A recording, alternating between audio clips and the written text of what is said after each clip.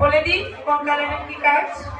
এর মধ্যে রেড আছে, গ্রিন আছে, ব্লু আছে।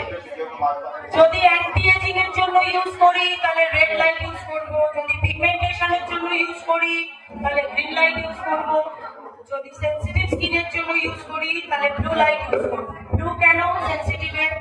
ব্লু এই জন্য, ব্লু হচ্ছে অ্যাকোয়া কালার, অর্থাৎ জলের রং, যেখানে ঠান্ডা এফেক্ট দিতে হয় না, সুদিং এফেক্ট, সেনসিটিভ এর সুদিং এফেক্ট দিতে হয়। শোনা গেছে যেটা বললাম? আর কথা বললে আমি আরেকবার বলছি, বলে দিচ্ছি।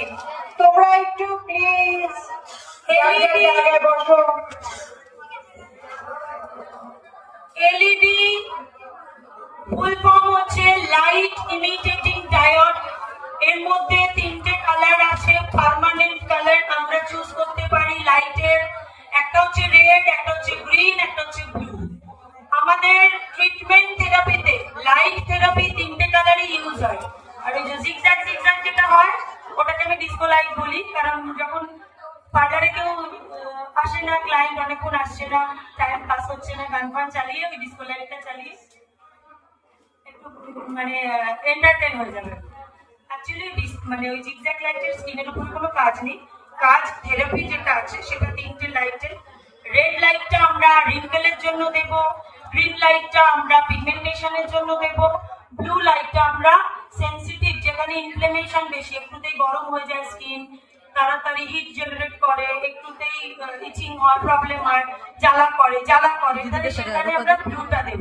ব্লু কালারটা হচ্ছে অ্যাকোয়া কালার, মানে জলের অ্যাকচুয়ালি কোনো তো রং নেই, কিন্তু ওটা হচ্ছে ঠান্ডা, মানে বেশি হিট জেনারেট যদি হয় তাহলে ব্লু কালারটা আমরা সুদিং এফেক্ট বলতে পারি, মানে ঠান্ডা। দেখো না থাইস পার্টটাতে অ্যারোমা নিয়ে যারা কাজ করে, একটা অয়েল দিয়ে জলের সঙ্গে দিয়ে ব্লু লাইট, শুধু ব্লু লাইট জ্বালিয়ে ফেসিয়াল মানে ওটা একটা মেন্টাল কে কি করে, সুদিং করে আর কিছু। এইবারে